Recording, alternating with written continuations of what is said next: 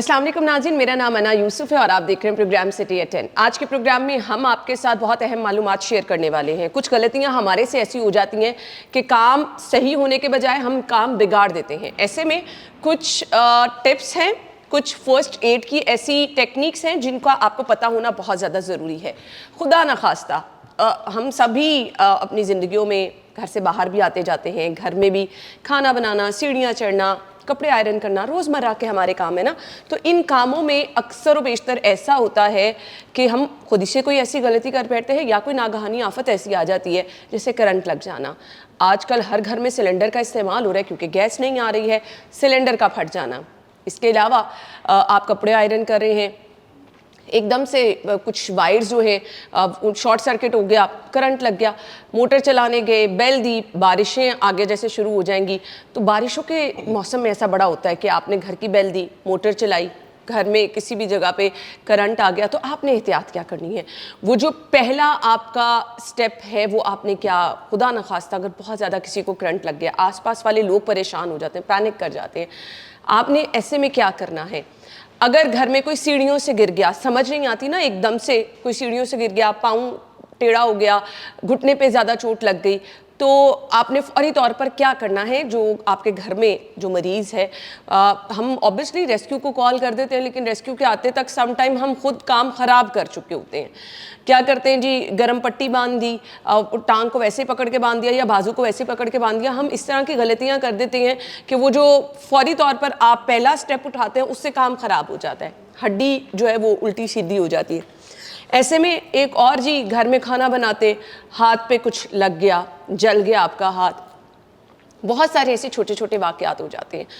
राह चलते अक्सर एक्सीडेंट हो जाता है। आजकल वैसे तो रेस्क्यू की टीमें, जब से बाइक सर्विस रेस्क्यू की स्टार्ट हुई है तो मैं बहुत जगह जगह देखती हूँ कि खुदा न खास्ता अगर कहीं एक्सीडेंट हुआ है तो फौरी तौर पर रेस्क्यू टीम जो है वो पहुँच जाती है। बहुत शॉर्ट टाइम रह गया, बट स्टिल अगर आप देखते हैं कि कोई एक्सीडेंट हुआ है, किसी ने हेलमेट नहीं पहना, हेड इंजरी हो गई है, किसी के टांग पे चोट लग गई है, बाजू पे चोट लग गई, तो आपने फौरी तौर पर अगर किसी की हेल्प करना चाह रहे हैं राह चलते, तो आपने क्या करना है। फिर खुदा न खास्ता हमारे लाइफस्टाइल ऐसे है ना कि घरों में अक्सर देखते हैं किसी को हार्ट अटैक हो गया तो फौरी तौर पर क्या करना है, बच्चा पानी में गिर गया क्या करना है। ये वो चीज़ें हैं जो कहीं ना कहीं हर रोज़ हम प्रैक्टिस देखते रहते हैं, होता रहता है। तो सबसे पहले तो मोहतात रहें, इन चीज़ों का बहुत ज़्यादा ख्याल रखें। लेकिन खुदा न खास्ता ऐसा हो जाए तो हम आज आपके साथ टिप्स शेयर करने वाले हैं। पैनिक आपने बिल्कुल नहीं करना। ये छोटी छोटी चीज़ें अगर आपको पता होंगी तो आप अपने किसी प्यारे को बचा सकेंगे। ले जी, हमारे साथ जो हमारे मेहमान मौजूद है रेस्क्यू 1112 से इंस्ट्रक्टर हैं जी हैदर साहब, और वसीम साहब ने हमें ज्वाइन किया है। अस्सलाम वालेकुम। वालेकुम सलाम, थैंक यू वेरी मच। बहुत बहुत शुक्रिया हैदर साहब। सबसे पहले आपसे स्टार्ट कर लेते हैं। ये जो मैंने रोज़मर्रा चीज़ें डिस्कस की, ये कहीं भी कभी भी किसी के साथ भी हो जाती हैं। तो फर्स्ट एड और ये जो छोटी छोटी चीज़ें हमने सीखनी है, इनका रोल क्या होता है, ये वाकई ज़िंदगी बचा देती हैं। Thank you very much ma'am.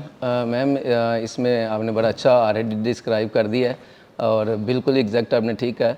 बहुत सारी चीज़ें जो है ना रेस्क्यू 1122 से आने से पहले मैनेज करने की हैं और कम्युनिटी से एसोसिएट होती हैं। Although we have very good response time, जो कि एवरेज रिस्पांस टाइम हमारा 7 मिनट है। तो बहुत सारी चीज़ें ऐसी हो जाती हैं कि 7 मिनट से लेस देन टाइम रिक्वायर होता है विक्टिम को मैनेज करने का। तो उसके पॉइंट ऑफ व्यू से हमने रेस्क्यू 1122 ने 3 इमरजेंसीज जो है ना वो फिल्टर आउट की हुई हैं स्पेशली कम्युनिटी के लिए। अच्छा। जो उनमें कम्युनिटी की पार्टिसिपेशन, एक्टिव पार्टिसिपेशन बहुत ज़रूरी है। अच्छा। तो उसमें है पहला है कार्डिक रेस्ट। अगर हो जाता है, सडन कार्डिक रेस्ट हो जाता है, तो मेडिकल साइंस ये कहती है कि कार्डिक रेस्ट के केस में दिल बिल्कुल बंद है, फेफड़े बंद हैं।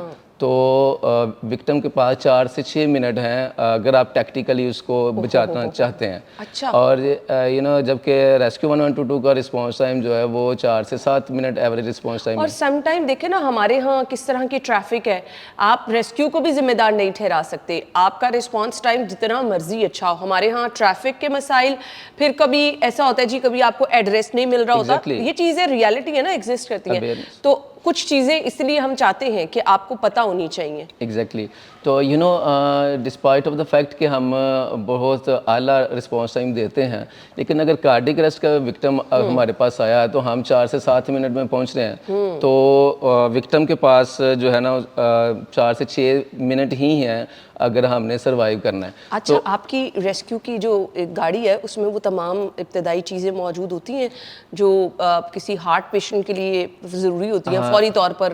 एग्जैक्टली मैम, इसको हम रेस्क्यू एम्बुलेंस को हमारा ये मिनी हॉस्पिटल कंसीडर होता है। हमारे पास एडवांस चीज़ें भी होती हैं, लेकिन जो है कार्डिक अरेस्ट के पेशेंट में टाइम मैनेजमेंट कंसीडर करती है। तो अगर चूँकि कम्युनिटी से हम एड्रेस करना चाह रहे हैं, तो यू नो कम्युनिटी के लिए अगर किसी कार्डिक अरेस्ट के पेशेंट को अगर आपने बचाना है तो जिस इंडिविजुअल के सामने, जिन लोगों के सामने वो हुआ है, अगर वो लोग उसको प्रॉपर मैनेज नहीं करेंगे within 4 to 5 to 6 minutes. Haidar साहब, होता पता क्या है, सम टाइम किसी को पता भी नहीं होता हार्ट अटैक हुआ है। Exactly. घर में कोई बेहोश होकर गिर गया और पहले कभी कोई हार्ट की ऐसी कोई शिकायत भी नहीं रही कि बंदे को पता हो कि भाई फलां बंदे को। आजकल तो हमारे लाइफस्टाइल ऐसे हैं, अच्छा खासा तंदुरुस्त बंदा, यंग बंदा, एकदम से हार्ट अटैक हो गया तो पता भी नहीं ना होता। एग्जैक्टली मैम, इसीलिए हमने ट्रेनिंग प्रोग्राम शुरू किए हुए हैं कम्युनिटी लेवल के, क्योंकि आपने जो है ना, आपके पास टाइम कम है तो आपने बहुत जल्द असेसमेंट करनी है।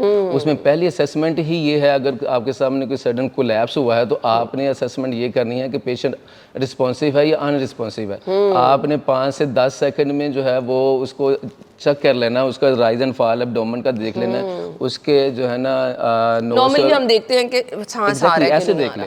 सांस आपने एस्टेब्लिश करना है। अगर नो ब्रेथ है, सांस नहीं है, तो आपने रेस्क्यू 112 को कॉल ज़रूर करवानी है। खुद करें, अगर आपके पास लोग हैं बहुत ज़्यादा तो उनको कहें, उनकी रिस्पॉन्सिबिलिटी कहें कि कॉल कर दें। इस दौरान आपने 4 से 5 मिनट 7 मिनट में रेस्क्यू वालों ने आना है। तो उस वक्त जो ये इंपॉर्टेंट फेज़ है कार्डिक अरेस्ट की, अगर इस फेज़ को अनअटेंडेड और टैक्टिकली यूज़ नहीं करेंगे आप तो यू नो रेस्क्यू वाले आएंगे भी तो वो मुश्किल हो जाएगा। हैदर साहब, आपको ऐसी कॉल्स भी मौसूल होती होंगी क्योंकि शदीद गर्मी में हम देखते हैं ना, जब हीट वेव वगैरह होता है, राह चलते कोई मजदूर नीचे गिरा बेहोश हो गया, तब भी रेस्क्यू को मैंने देखा है रोड पे अपनी खिदमत सर अंजाम दे। तो नॉर्मली क्या इशू होता है ऐसे जब शदीद गर्मी में राह चलते कोई बेहोश हो जाता है?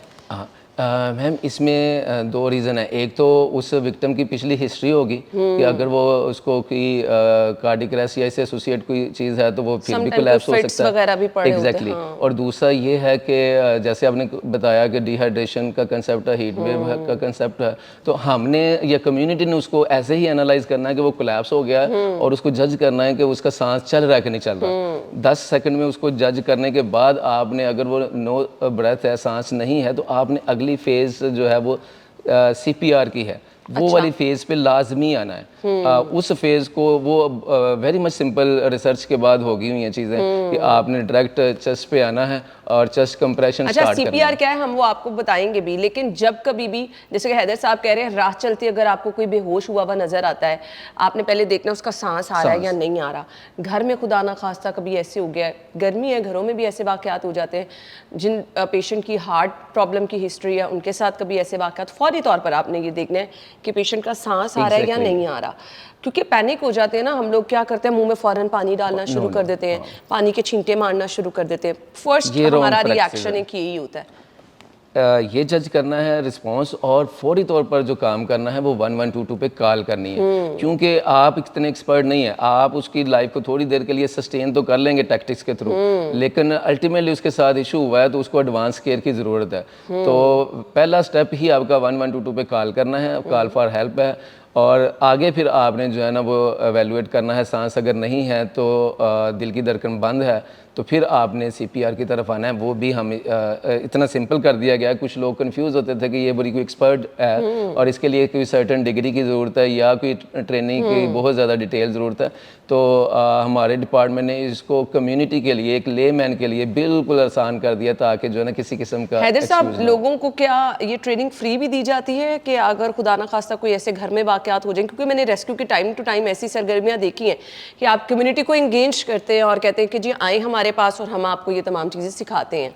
एग्जैक्टली मैम, हमारा जो एक मिशन है कि इमरजेंसी को होने से रोकना है, उस मिशन के तहत हमने एक प्रोग्राम डिज़ाइन किया है जिसको हम कहते हैं पाकिस्तान लाइफ सेवर प्रोग्राम। तो उसके तहत हमारा ये मिशन है कि हमने हर घर में फर्स्ट एडर प्रोवाइड करना है। ग्रेट। तो उसमें हम पहली फेज़ में इंस्टीट्यूशन, एजुकेशनल इंस्टीट्यूशंस को टच करते हैं, इंडस्ट्री को टच करते हैं, और इवन हॉस्पिटल्स के स्टाफ जो है ना उनको भी हम टच करते हैं, जहाँ भी मोर देन 50-100 लोग मौजूद हैं। तो हमारा ये मिशन है कि हमने वो 4 मिनट जो है ना वो जो गैप है वो उसको कवर करना है। तो उसके लिए हम जो है ना विदाउट कास्ट, आपने अभी ये भी पूछा कास्ट, विदाउट एनी कास्ट हम जो है वो ये हर घर तक पहुंचने की कोशिश कर रहे हैं, और इंशाल्लाह इसका बहुत ज़्यादा इम्पैक्ट भी हुआ है। चलें जी, वी रियली अप्रिशिएट। अब इसमें कम्युनिटी का रिस्पांस बड़ा अहम होता है। अगर आपके बच्चे यूनिवर्सिटी में हैं, स्कूल कॉलेजेस जाते हैं, ये छोटी छोटी चीज़ें आपको खुद भी अपने बच्चों को सिखानी है। अदरवाइज हम आगे चल के ऐसे सेशन जो हैं वो अपने प्रोग्राम में शामिल करेंगे जो कि आपके लिए बहुत हेल्पफुल हो सकते हैं। ब्रेक ले लें, ब्रेक के बाद आते हैं जी। Stay with us.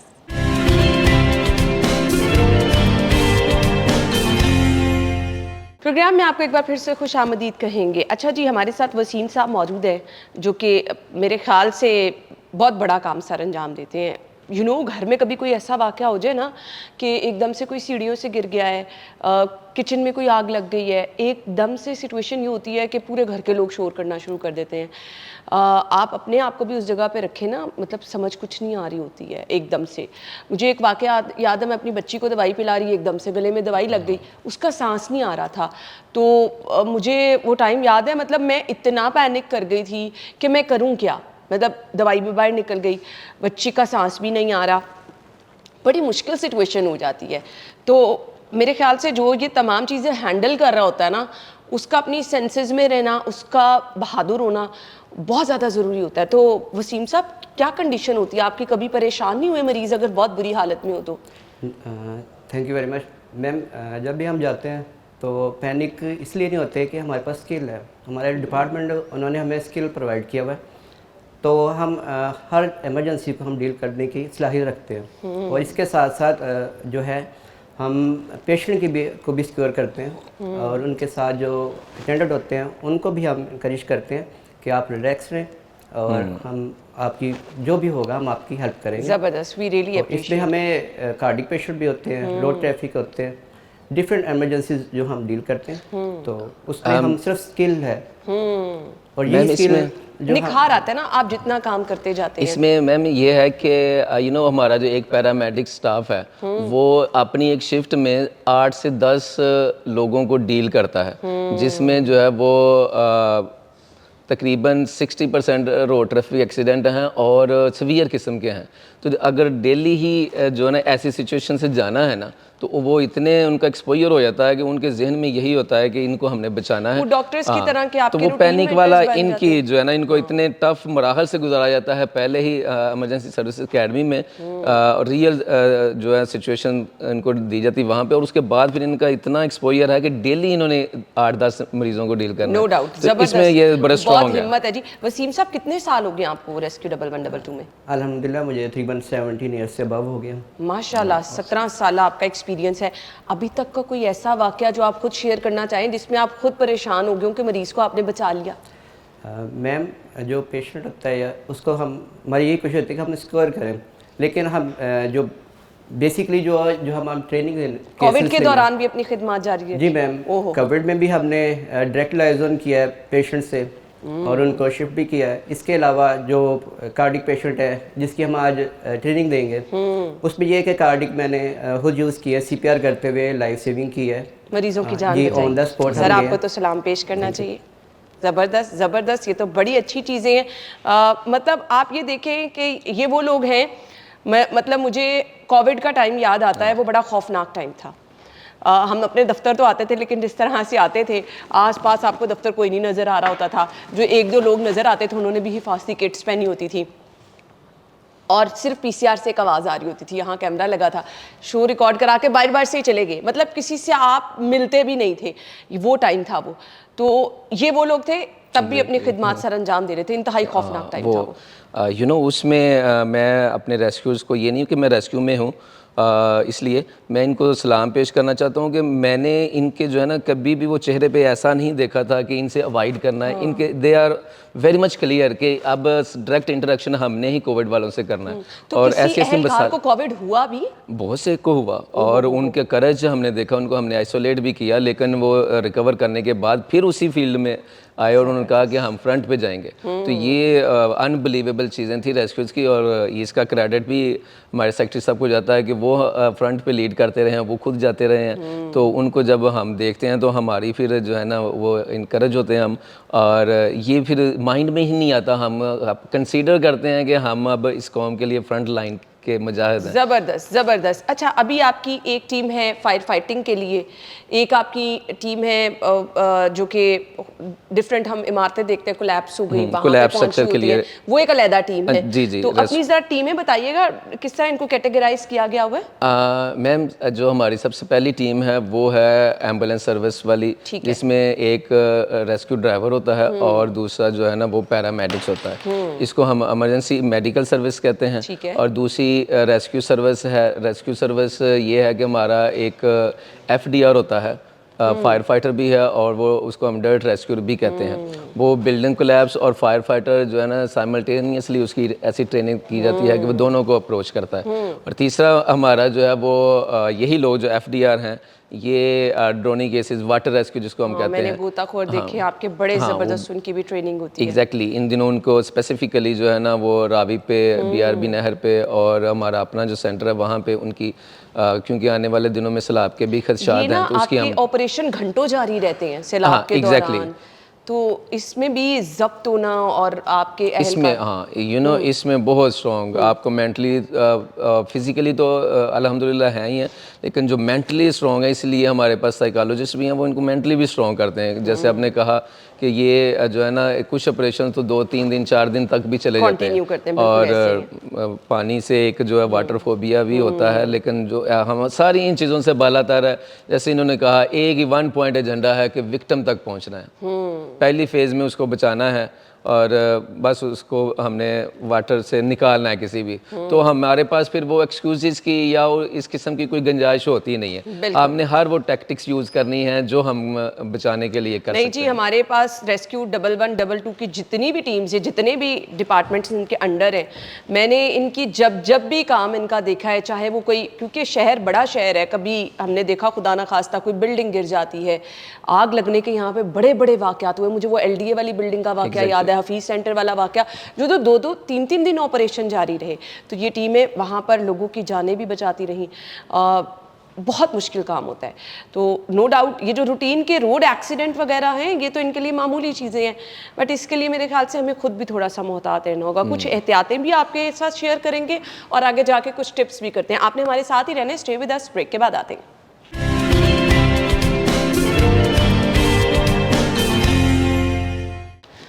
Welcome back once again. खुदा ना खास्ता अगर आपके घर में कोई फेंट होके एकदम से गिर गया और आपको नहीं पता कि उसकी हार्ट अटैक की या कोई दिल का पेशेंट है, उसकी कोई हिस्ट्री ऐसी है कि पहले कोई दिल की तकलीफ हुई, अब इस बारे में तो किसी को नहीं ना पता। जैसे मैंने भी जिक्र किया कि अभी हम देख रहे हैं बहुत यंग लोगों में हार्ट अटैक के वाक़यात हो रहे हैं।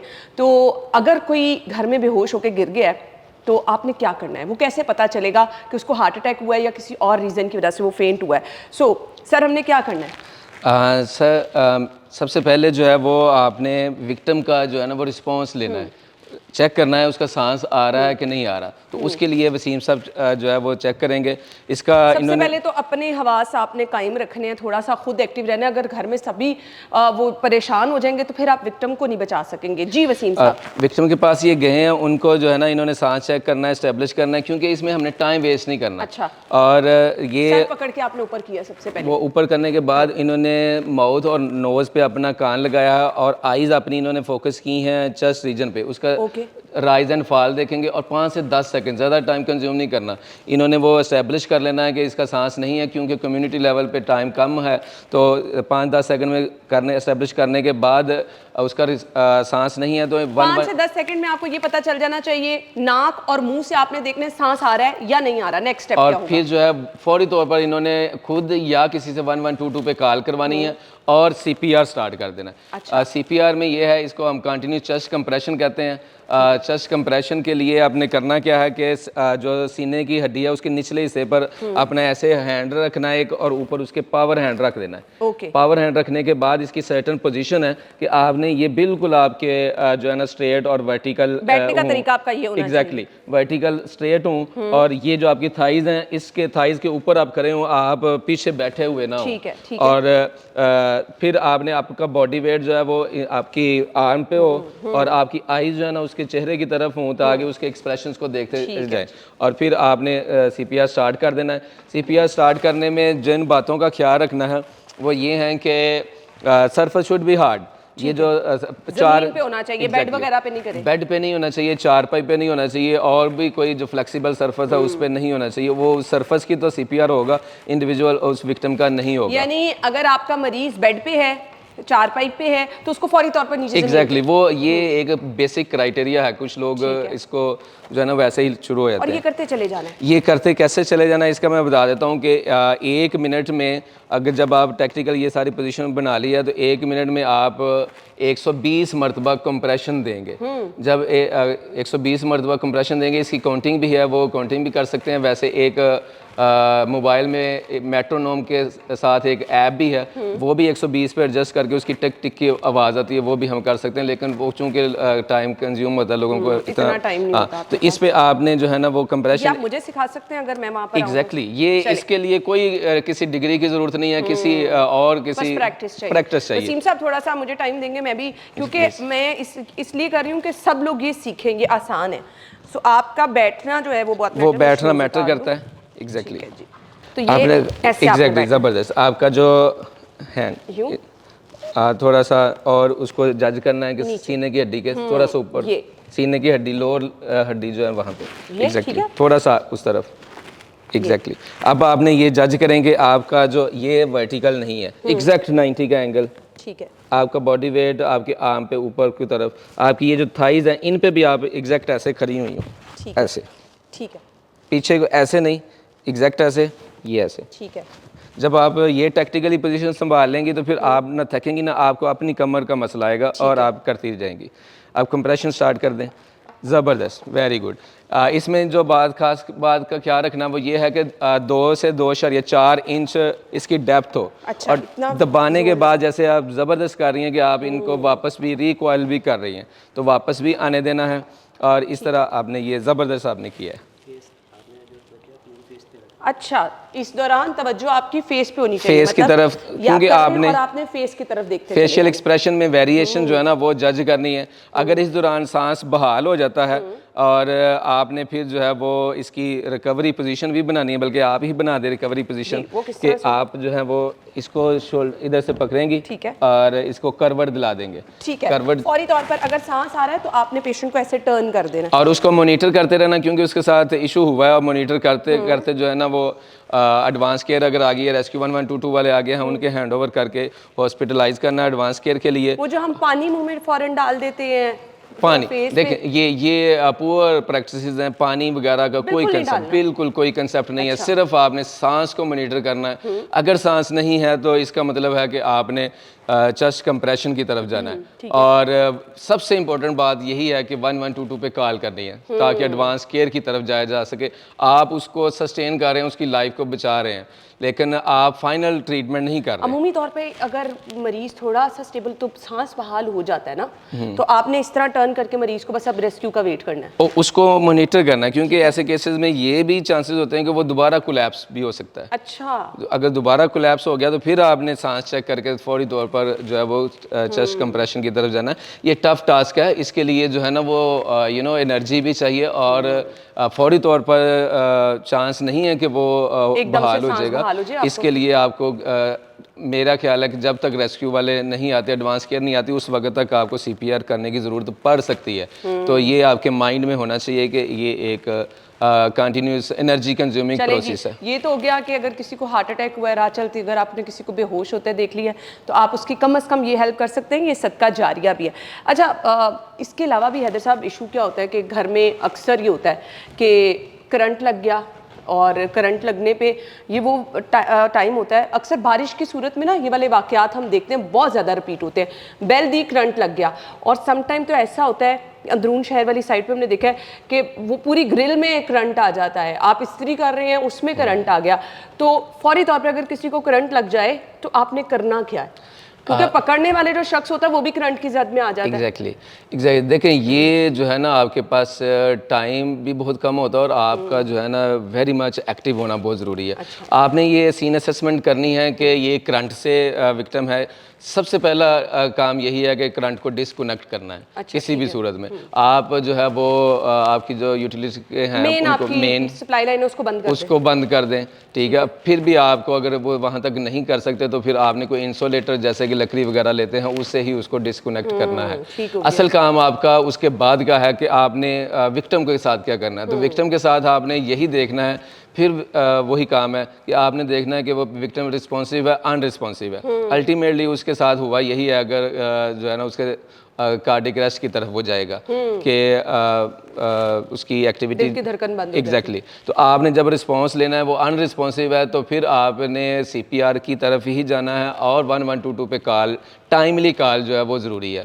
तो सबसे पहले बिजली के केसेस में जो है ना अपनी सेफ्टी और उसके बाद विक्टिम को जो है वो रिस्पॉन्सिव और अनरिस्पॉन्सिवनेस चेक करने के बाद दूसरी चीज़ें करनी है। बाज़ औक़ात अगर रिस्पॉन्सिव भी है तो फिर भी वो जो इतना उसको झटका लग जाता है कि वो बिल्कुल फेंट होता है। मुझे ना कुछ वो चीज़ें बता दें कि अगर आप बिजली का काम कर रहे हैं तो कम से कम आपको अपनी हिफाजत के लिए जूता पहना होना चाहिए। एग्जैक्टली ये चीज़ें कुछ जो रेस्क्यू की गाइडलाइन होती हैं कि उसके बगैर आपने कहीं से खंबे के पास से गुजर रहे हैं, ऐसे आते जाते आप हाथ लगाते जा रहे हैं, बच्चे ऐसे कर देते हैं ना अक्सर, तो कुछ गाइडलाइन रेस्क्यू क्या देते हैं? गाइडलाइन यही गाइडलाइन है कि अगर स्पेशली जो वर्कर है उसको वो फेमिलियर भी होता है उन चीज़ों से, लेकिन अनफॉर्चुनेटली वो करते नहीं है। जो पर्सनल प्रोटेक्टिव इक्विपमेंट डिफाइन है वो आप यूज़ करें। आप अपने लेदर ग्लव्स जो हैं या प्लास्टिक के ग्लव्स जो इंसुलेटर ग्लव्स हैं वो यूज़ करें और आप जूते आप पहने और अपनी जो आपके टूल्स हैं वो भी देखें कि वो इंसुलेटर उनके ऊपर चढ़े हुए हैं, लगे हुए हैं। आप टेस्ट करें, खुद पहले इन चीज़ों को अप्लाई करें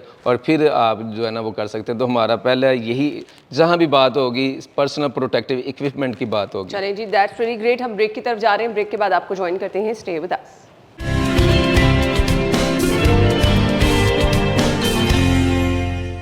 वेलकम बैक वंस अगेन। अच्छा, अभी हम ब्रेक में डिस्कस कर रहे थे और अब इनके एक्सपीरियंस पे जो बहुत ज़्यादा चीज़ें आती हैं वो मैं कह रही थी कि ज़रूर आप हमारे साथ डिस्कस करें। सो हैदर साहब हमें बता रहे थे कि कुछ ऐसे वाक़यात होते हैं कि ब्लीडिंग बहुत ज़्यादा हो रही होती है विक्टिम को और जो आसपास वाले हैं उनको समझ नहीं आ रही होती क्या करें, तो ब्लड लॉस हो जाना भी एक बहुत बड़ा जो है वो प्रॉब्लम हो जाता है।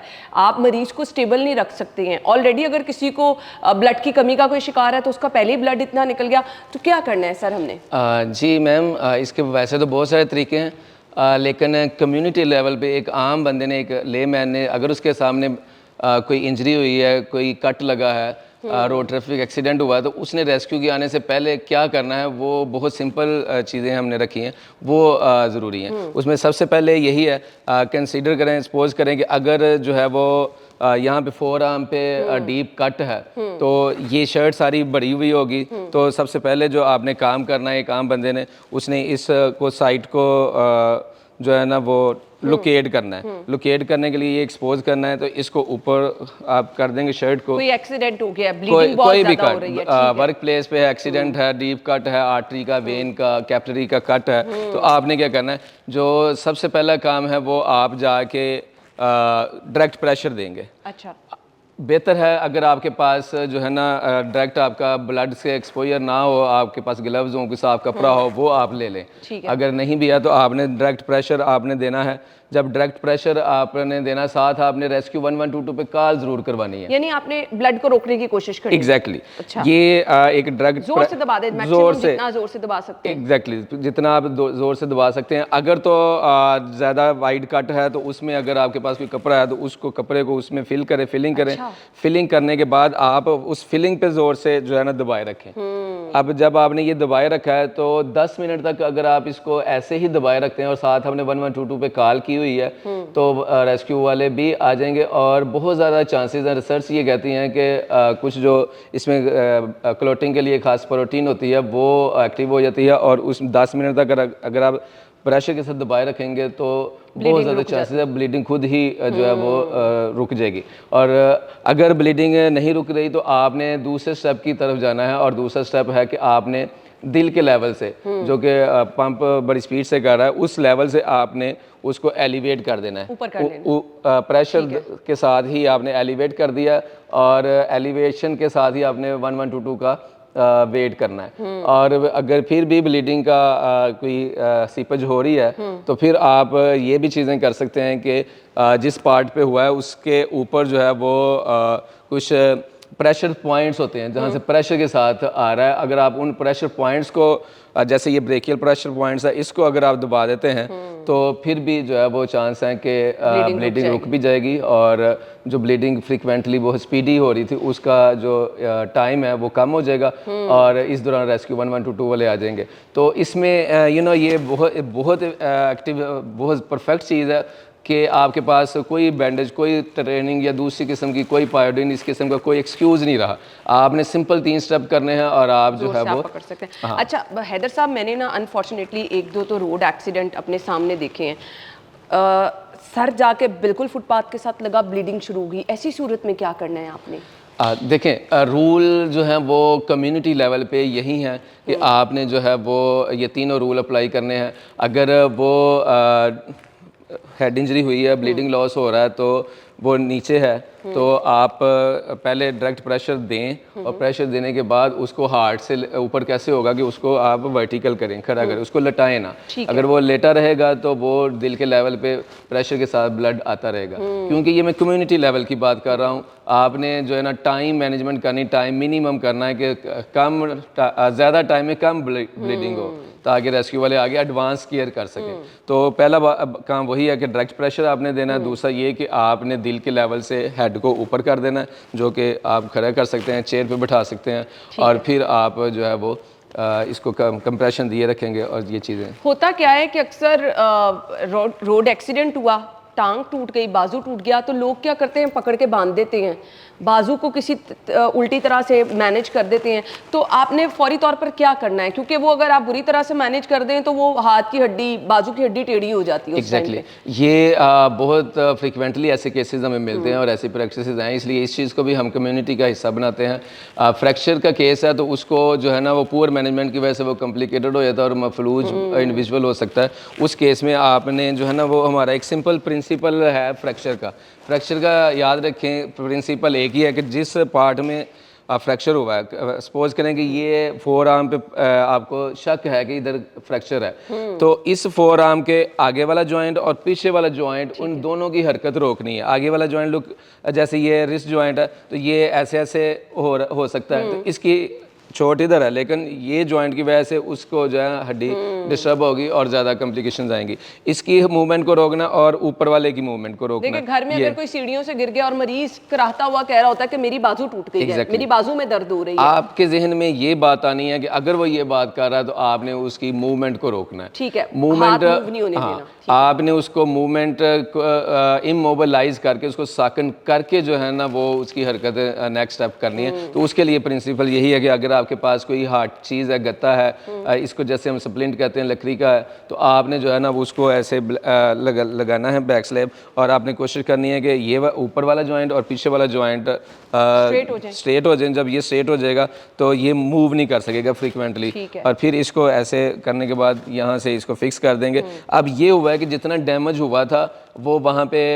फिक्स है, रुक जाएगा और उसकी पेन भी कम हो सकती है और फर्दर इसको एडवांस केयर के लिए का आप इजीली लेकर जा सकते हैं। तो ये चीज़ें बहुत ज़रूरी हैं इस पॉइंट ऑफ व्यू से। अगर आप रास्ते में कभी किसी को देखते हैं, घर में खुदा न खास्ता अगर कोई गिर गया है, सीढ़ियों से गिर गया है या ऊपर अगर आप चढ़ के कोई काम कर रहे थे, नीचे गिर गए और मरीज कह रहे हैं मेरी टांग में बहुत पेन है, मुझे ऐसे लग रहा है टांग की हड्डी टूट गई है, बाजू की कंसीडर करना है। तो ये आपने सबसे पहले फर्स्ट एड के तौर पर ये काम करना है। आपकी गाड़ी में एक फर्स्ट एड किट जी, जी, उसमें जी। क्या क्या चीज़ें होनी चाहिए।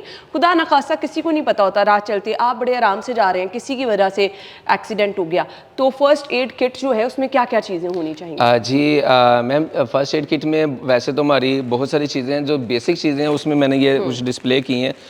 उसमें हमारे पास जो चीज़ें होती हैं उसमें ये नेबुलाइज़र है। ठीक है। नेबुलाइज़र जो है वो चूँकि एसओबी के शॉर्टनेस ऑफ ब्रेथ के पेशेंट बहुत ज़्यादा आते हैं, बच्चे आते हैं और बूढ़े भी आते हैं, तो उसके लिए हम जो ये नेबुलाइज़र रखते हैं। और साथ जो है वो बीपी ऑपरेटस है। इस बीपी ऑपरेटर से आप जो है वो उनका बीपी ऑपरेटर चेक करके नोट करके आगे एडवांस केयर वालों को भी जो है वो कन्वे करेंगे कि इतना इसका टेम्परेचर था जब हमने जो है वो किया। साथ हमारे पास ये गाज पीस हैं, वही जो मैंने आपको बताया ब्लीडिंग कंट्रोल के लिए। और इसके साथ साथ हमारे पास ये इंजेक्शंस हैं पेन की, चूँकि बेसिक शिकायत होती है पेन और वॉमिटिंग के लिए हम इंजेक्शन जो है ना वो यूज़ तो करते ये हैं। बुनियादी चीज़ें हैं जो कि रेस्क्यू एहलकारों के पास होती हैं। ये ज़रूर होनी चाहिए। पल्स ऑक्सीमीटर भी है, इससे आप ऑक्सीजन सैचुरेशन चेक करने के बाद और पल्स रेट चेक करने के बाद भी जो है वो काफ़ी एनालाइज हेल्प कर हो सकते जाती हैं। है कि पेशेंट की ना कंडीशन उस टाइम क्या है। सो हैदर साहब मुझे ये भी बता दें, घर में बच्चा अक्सर कॉइन गले में फंसा लेता है या नाक में पानी चला जाता है, फौरी तौर पर आपने क्या करना है? बच्चे को हम सांस बहाल करने की कोशिश करते हैं, बच्चे का सांस नहीं आ रहा होता, एकदम रंग चेंज होना शुरू हो जाता है। जी मैम, इस चीज़ को हम वैसे मेडिकल की टर्म में फॉरेन बॉडी एयरवे ऑब्स्ट्रक्शन कहते हैं कि बाहर से कुछ चीज़ आपकी ऑब्स्ट्रक्शन होगी, आपका एयरवे पैसेजवे जो है वो ऑब्स्ट्रक्ट हो गया तो ऑक्सीजन की सप्लाई रुक जाएगी, सांस में दिक्कत आएगी और अल्टीमेटली जो है ना वो शॉक में भी विक्टिम जाके फर्दर इसकी इवन डेथ की तरफ भी चले जाते हैं विक्टिम, अगर टाइमली सांस को आप मैनेज नहीं करते। तो आपने स्पेसिफिकली बच्चों का पूछा है, अडल्ट की इसकी लहदा ट्रीटमेंट है। बच्चे की ट्रीटमेंट सिंपल यही है कि आप बच्चे को आपने अपने हाथ पे लिया है तो आप ये एक हम पोजीशन रखते हैं, उसको इसके आप अपने हाथ पे रखेंगे, उल्टा कर लेंगे, उल्टा कर लेंगे, एक आप इसका एंगल बनेगा। आप इसी को पकड़ के, इसी डब्बी को पकड़ के दिखा सकते हाँ हैं। चलें इस तो आप जो है ना वो ये कंसीडर करें कि छोटा बच्चा है, हाँ। तो उल्टा कर लेंगे, आप ये पोजीशन रख सकते हैं। तो आप बैक स्लैप इसको कहते हैं। ठीक है। और आप ये साथ सामने देखेंगे कि इसमें बहुत ज़्यादा चांसेस हैं कि कोई भी चीज़, एक तो एंगल ऐसा बन जाता है और दूसरा जब पुश होता है नीचे तो डायफ्राम तक जब पुश जाता है तो जो भी एयरवे में चीज़ है वो ज़रूर आगे आएगी। आपका ये है कि आपने सामने भी देखना है कि वो चीज़ गिर रही है कि नहीं। अगर ज़्यादा ऑब्स्ट्रक्शन है तो नहीं क्लियर हुआ, आपने आगे भी देखा है, तो फिर विक्टिम को मॉनिटर भी करना है कि वो शॉक की तरफ तो नहीं जा रहा। अगर वो शॉक की तरफ जा रहा है तो उसको आपने फिर लटा के उसको मॉनिटर करना और सांस चेक करना है। अगर सांस चला गया है तो फिर आपने आना सीपीआर की तरफ ही है, आपने दिल और फेफड़े बहाल करने की कोशिश करनी है। ठीक हो गया। गले में अगर कुछ लग जाए, खाते हुए कुछ इस तरह से गले में बच्चा फंसा ले, तो उसके लिए भी आपने यही प्रैक्टिस करनी? हाँ, ये पार्शियल ऑब्स्ट्रक्शन है, प्रैक्टिसेस यही हैं। अल्टीमेटली आपने जो है ना वो मॉनिटर करना कि सांस कंप्लीट तो नहीं रुक गया और बेहोशी की तरफ, अनकॉन्शियस तो नहीं वापस। अच्छा जी, ये वो तमाम चीज़ें हैं जो कि हमने एहतियात के पॉइंट ऑफ व्यू से आपके साथ शेयर की हैं। खुदा ना खास्ता अगर घर में कभी कोई ऐसा वाक़या हो जाए तो आपने सबसे पहले अपने होस्ट जो हैं वो घर में किसी एक आधे को ज़रूर ये ट्रेनिंग दिलवाएं। रेस्क्यू आपको ये फ्री सर्विस दे रही है, तो अगर आप लोग चाहते हैं रज़ाकाराना तौर पर किसी की हेल्प करना चाहते हैं, सोचिए अगर आप गली मोहल्ले में किसी एक आधे को ये ट्रेनिंग हो, किसी के साथ ऐसा वाक़या हो, घर वाले तो पैनिक कर जाते हैं, आसपास वाले लोगों में से कोई आगे बढ़कर किसी की जान बचा ले तो इससे बड़ा काम क्या होगा। Thank you so much. बहुत ज़बरदस्त काम आप सर अंजाम दे रहे हैं। मैं तो खराज तहसीन पेश करना चाहूँगी जी, इसी तरह से आप अपनी खिदमात सर अंजाम देते रहें। पता नहीं कितनी ज़िंदगियाँ आप लोगों की वजह से महफूज रह जाती हैं। Thank you so much.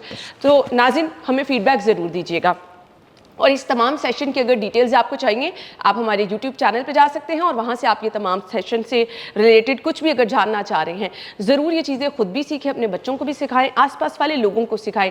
अगर आप ये सोच लें कि आपकी वजह से अगर किसी की ज़िंदगी बच जाएगी तो कितना बड़ा काम आप ज़िंदगी में सर अंजाम दे देंगे। अपना बहुत सारा ख्याल रखिएगा। इजाज़त दीजिए। अल्लाह हाफ़िज़।